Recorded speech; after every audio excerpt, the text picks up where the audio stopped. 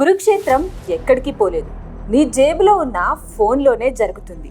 అప్పట్లో శత్రులు కత్తులు పట్టుకుని వచ్చారు, ఇప్పుడు కీబోర్డ్లు వీడియోస్ పెట్టుకుని వస్తున్నారు. యుద్ధం సరిహద్దుల్లో కాదు, మన ఫోన్ స్క్రీన్లలో, మీడియా స్టూడియోల్లో జరుగుతుంది. శత్రువు ఎక్కడో లేడు, మన మధ్య లౌకికవాదం అనే ముసుగు వేసుకుని తిరుగుతున్నాడు. వీళ్లే ఈ జనరేషన్ కపట శకునులు, మేధో ఉగ్రవాదులు. వీళ్ళ హిపోక్రసీ ఎలా ఉంటుందో తెలుసా? హిందువుల పండుగ రాగానే వీళ్ళకి ఎన్విరాన్మెంటల్ సైన్స్ గుర్తొస్తుంది. దీపావళి వస్తే కాలుష్యం, హోలీ వస్తే నీటి కొరత, శివరాత్రికి పాలు వృధా అంటూ నీతులు చెప్తారు. కానీ అదే మన సరిహద్దులు దాటి లక్షలాది మంది రోహింగ్యాలు, బంగ్లాదేశీలు అక్రమంగా దొంగల్లా దేశంలోకి దూసుకొస్తుంటే, మన దేశ భద్రతను అడ్డంగా గొంతుకొస్తుంటే ఈ అనలిస్ట్ల పెన్నుల్లో సిరా ఎండిపోతుంది. అప్పుడు ఈ డాలర్ల కుక్కలకు దేశ భద్రత గుర్తుకురాదు.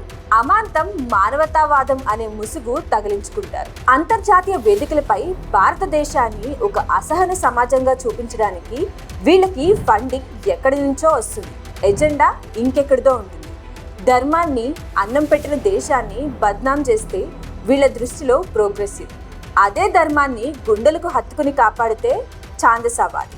వినరా కపట మేధావి, కన్న తల్లిని తిట్టడం మోడర్నిటీ కాదు, అది నీ మైండ్కు పట్టిన మానసిక దరిద్రం. ఒకప్పుడు దాడులు జరిగితే, గుడులు కూలిపోతే మౌనంగా కన్నీళ్లు పెట్టుకున్న హిందువులు ఇప్పుడు లేరు. ఇది న్యూ ఇండియా, ఇదొక డిజిటల్ సనాతన ఆర్మీ. శత్రువు అబద్ధాన్ని ఆయుధంగా పడితే మన యువత డేటా, లాజిక్, హిస్టారికల్ ఫ్యాక్ట్స్ అనే బ్రహ్మాస్త్రాన్ని తీస్తుంది. నువ్వు ఫేక్ నరేటివ్ అల్లితే నిమిషాల్లో బట్టబయలు చేస్తూ చట్టపరమైన ఆయుధాలతో కోర్టుల ద్వారా కాలర్ పట్టుకుని నిలదీసేలా ఇవాళ హిందూ సమాజం రూపాంతరం చెందింది. ఆ ఎవాల్యూషన్ వల్లే వందల ఏళ్ల చరిత్రను తవ్వి తీసి సాక్ష్యాలతో సహా సుప్రీంకోర్టు మెడలు వంచి అయోధ్యలో మన భవ్య రామ మందిరాన్ని సగౌరవంగా నిలబెట్టుకున్నాం.